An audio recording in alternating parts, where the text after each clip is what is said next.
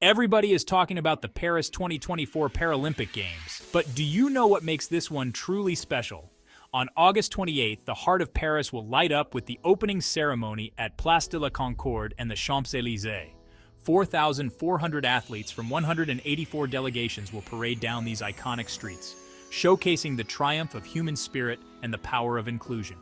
Artistic director Thomas Joly has promised a show unlike any other, featuring unique performances that will unite spectators around the globe.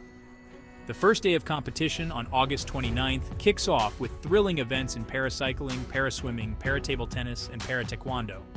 Keep an eye on Paralympics GB's Sarah Story, aiming to add to her 17 gold medals in paracycling.